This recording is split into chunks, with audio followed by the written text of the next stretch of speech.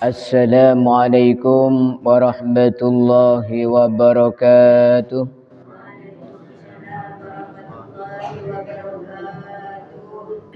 Alhamdulillahilladzi baraka lana fi syahri Ramadan wa anzala fihi ala nabiyyina al-Qur'an hudan lin-nasi wa bayyinatin minal huda wal furqan.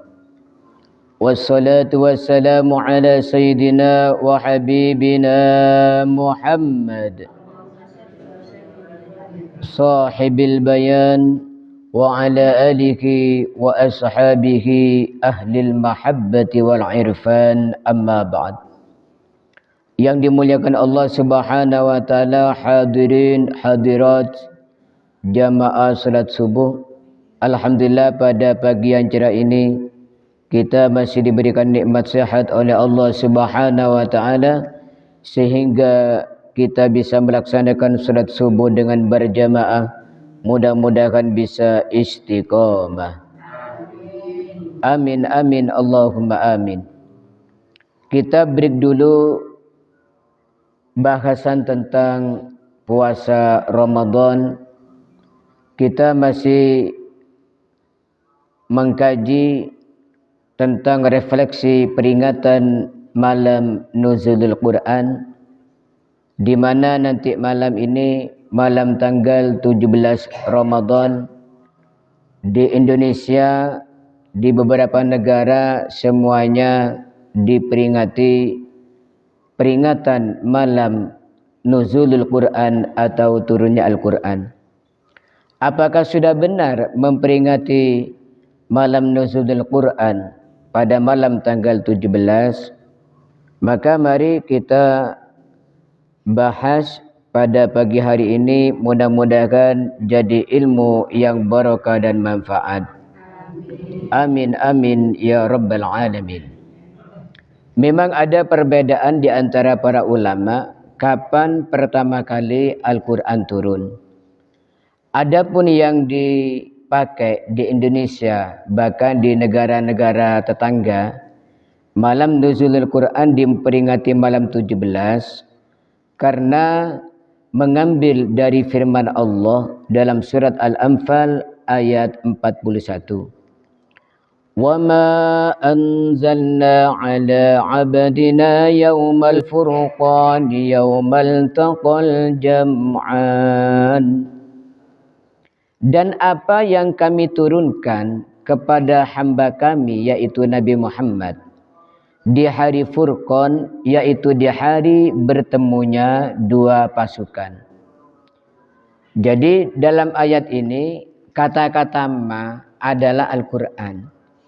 Dan Al-Quran yang kami turunkan pada malam yang sama dengan Yaumal Furqan, yaitu hari pembeda antara yang hak dan yang batil, yaitu Yaumal Taqal Jam'an, hari bertemunya dua pasukan. Nah, yang dimaksud hari bertemunya dua pasukan adalah bertemunya pasukan muslimin dengan pasukan kafir, yaitu pada perang Badar. Perang Badar itu terjadi pada bulan Ramadan tanggal 17.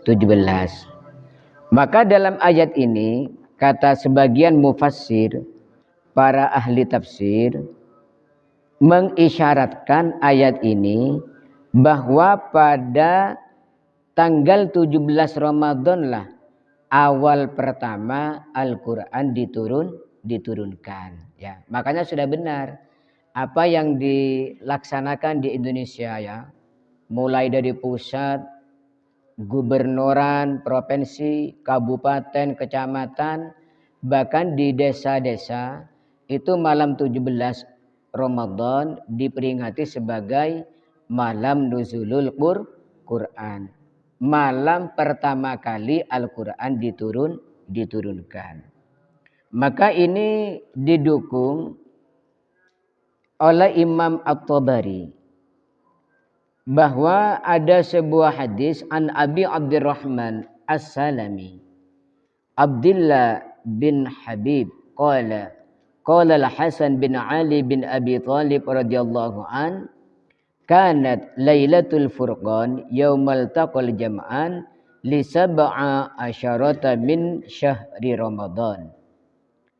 Katanya Imam Hasan bin Ali bin Abi Thalib, ada malam Al-Furqan, malam bertemunya dua pasukan adalah malam 17 bulan Ramadan. Jadi sudah pas. Malam Al-Furqan, Yaumal Taqal Jam'an adalah malam ke-17. Malam yang seperti itu, malam yang 17 Ramadan itu, Al-Quran juga pertama kali diturunkan.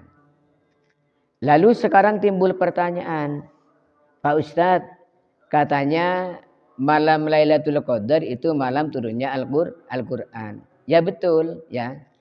Jadi begini keterangannya, biar tidak terjadi kontradiksi. Yang dimaksud inna anzalnahu fi Lailatul Qadri. Kami menurunkan Al-Quran pada malam Lailatul Qadar. Yang dimaksud Al-Quran diturunkan pada malam Lailatul Qadar adalah Al-Quran diturunkan sekaligus dari Lauh Mahfuz ke Baitul Izzah, ya, ke langit pertama. Ya, jadi Al-Quran dari Lauh Mahfuz itu diturunkan ke Baitul Izzah di langit pertama pada malam Lailatul Qadar. Yang turun ke bumi itu mulai malam 17 Ramadan. Ayat pertama yang turun, Iqra bismi rabbikal ladzi khalaq. Khalaqal insana min 'alaq.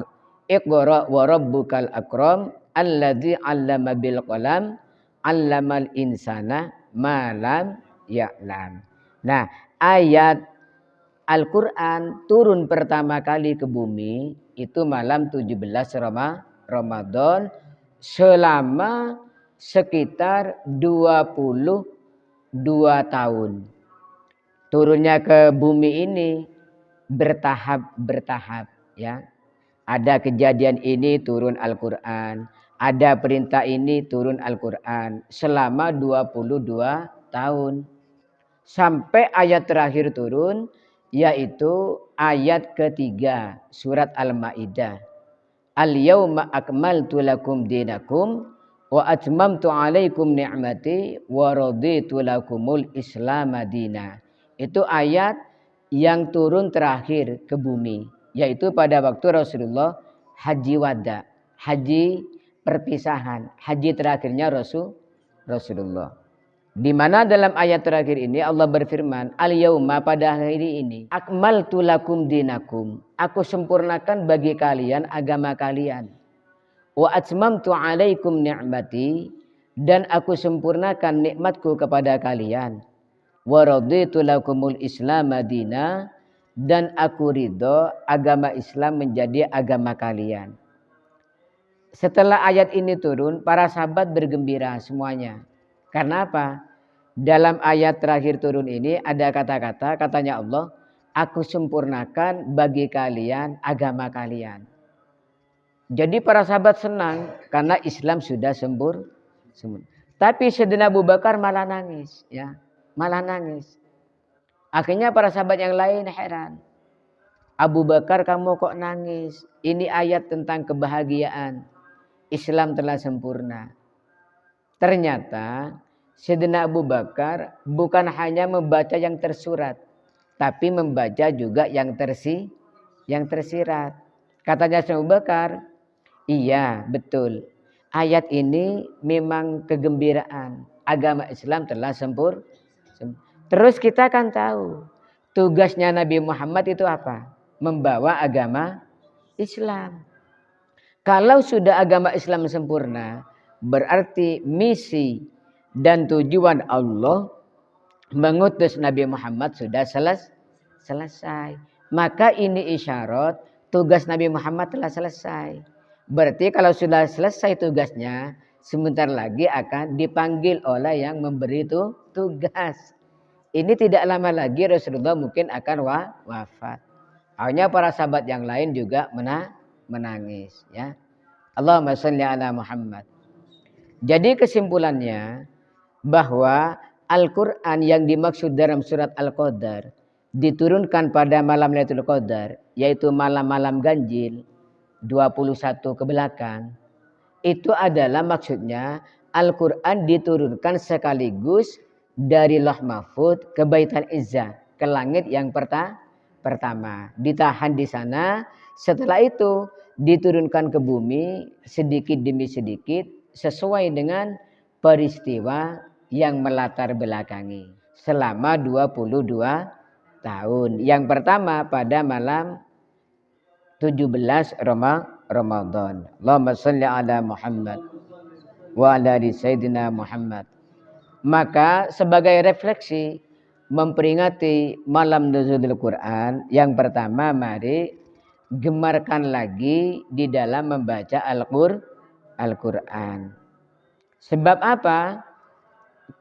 Bacaan walaupun khusyuk tidak khusyuk dapat pahala, itu adalah membaca Al-Quran. Satu hurufnya saja itu kata Rasulullah 10 kebaikan. Bahkan oleh Rasulullah dipertegas, wala aqulu alif lam mim harfun, walakin alifun harfun, walamun harfun, wa mimun harfun. Aku tidak berkata alif lam mim itu satu huruf. Jadi yang dimaksud satu huruf ya memang per huruf. Alifnya satu huruf, lamnya satu huruf, mimnya satu huruf. Maka alif lam mim saja sudah 30 kebaikan. Allahumma sholli ala Muhammad.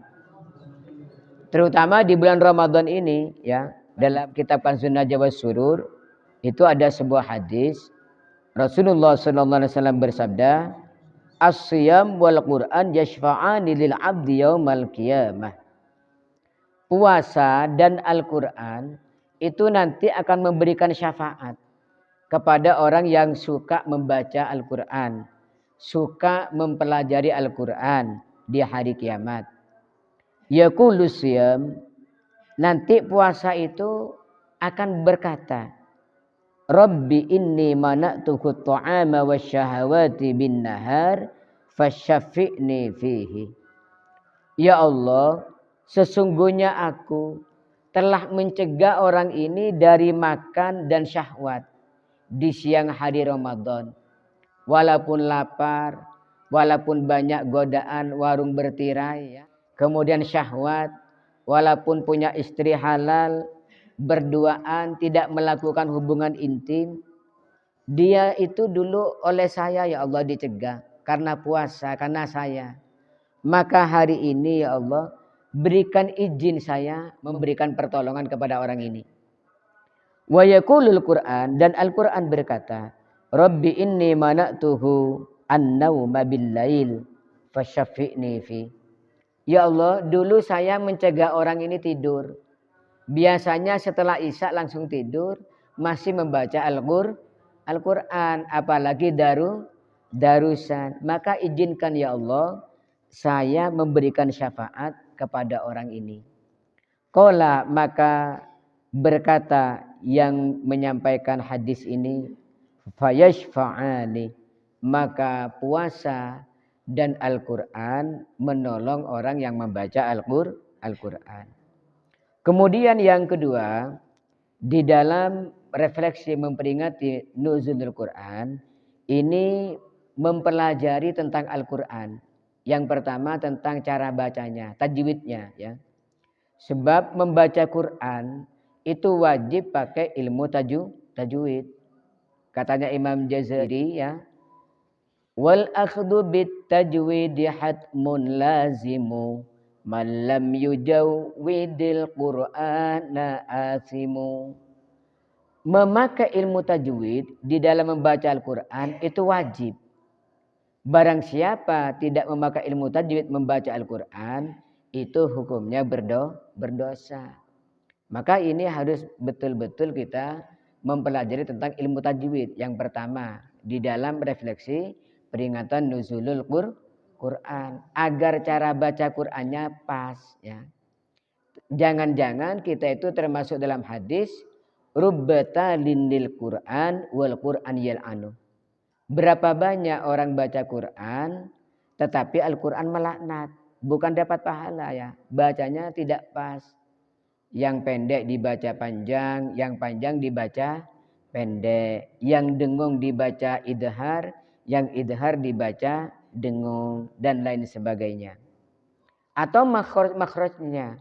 Sebab beda makhraj, beda makna. Maka kalau di dalam masalah Fatihah bab salat itu termasuk al-mukhil bil makna, yang merusak makna sehingga tidak sah Fatihahnya, menjadi salatnya juga tidak sah. Maka penting di dalam mempelajari ilmu tajwid. Kemudian belajar juga tentang tafsir ya. Biar tahu maknanya, maksudnya sebuah ayat Al-Qur'an ya. Katanya Opik itu moco Al-Qur'an angen-angen sama nani ya. Karena apa? Orang membaca Al-Qur'an dengan tahu maknanya, itu setiap hurufnya bukan 10 lagi pahalanya, tapi menjadi 700 kebaikan ya. Jadi kalau kita misalnya baca Alif Lam Mim, tidak tahu maknanya, dapat pahala 30. Tapi kalau tahu maknanya, tahu maksudnya Alif Lam Mim, dzalikal kitabu la raiba fi hudal lil muttaqin. Alif Lam Mim saja sudah 3 dikali 700. Berapa? 3 kali 700. 2100 ya. Jadi Alif Lam Mim saja itu sudah mendapatkan pahala 2100, apalagi dzalikal kitabul la raiba fi hudal lil muttaqin ya. Allahumma shalli ala Muhammad. Maka mari dengan refleksi peringatan nuzul Quran ini lebih giat lagi di dalam kegemaran membaca Al-Quran. Buat mutu tiada hari tanpa membaca Al-Quran. Kata Rasulullah dalam sebuah riwayat Imam Al-Baihaqi, afdalu ibadati ummati tilawatul Quran.